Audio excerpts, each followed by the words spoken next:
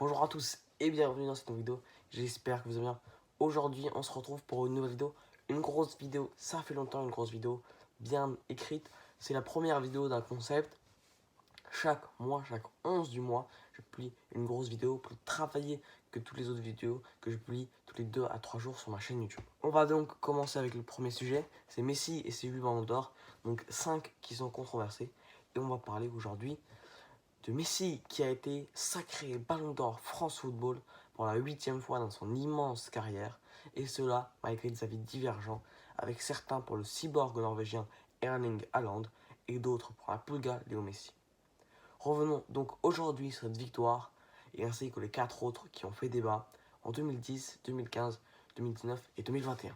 À la fin de l'année 2010, le Barça de Lionel Messi et d'Andrés Iniesta réalise une incroyable saison avec à la clé un doublé national Coupe Championnat et l'international une Coupe des Coups de Champions contre la Shakhtar Donetsk et une Coupe du Monde des clubs. Messi de son côté remporte le sous-leader européen avec en tout 47 buts en championnat et en Ligue des Champions, où il est élu meilleur buteur dans les deux compétitions, mais aussi dans d'autres compétitions mineures comme la Coupe d'Espagne par exemple.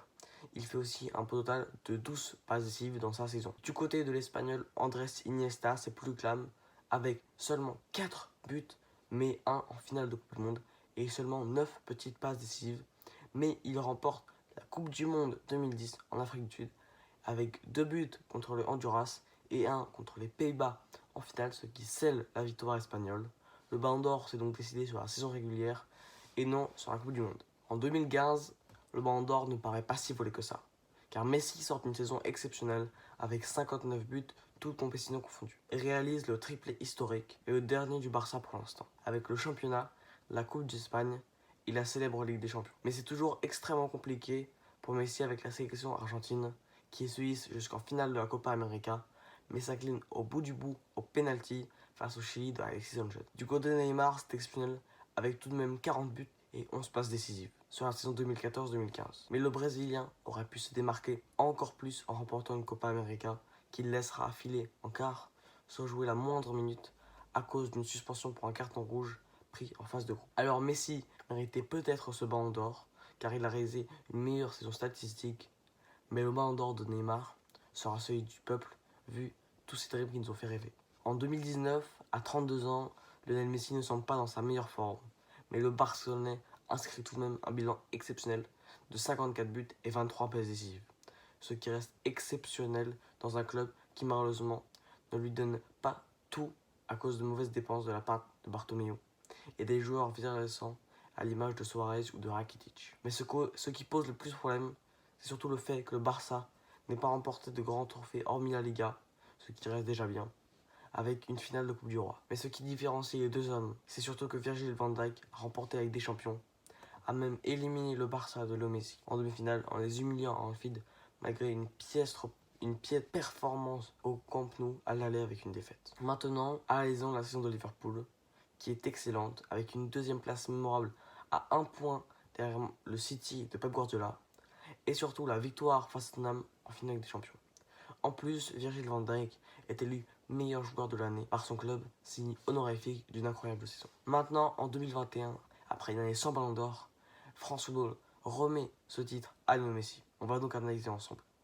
Commençons d'abord par la saison de Lionel Messi, qui a maintenant 34 ans et qui ne ressort pas sa meilleure saison, loin de là, avec seulement, je dis seulement, car comparé à Lewandowski, ce n'est pas beaucoup, 42 reprises, et assiste à camarade 19 fois en cette saison 2020-2021. Mais c'est surtout son équipe qui déçoit, avec seulement une petite victoire en Coupe d'Espagne, mais une défaite en finale de la Super Coupe d'Espagne, et une défaite aussi en 8e de finale face au PSG, qui éliminera aussi le Bayern par la suite de Lewandowski, qui lui ne pouvait rien faire car il s'était blessé.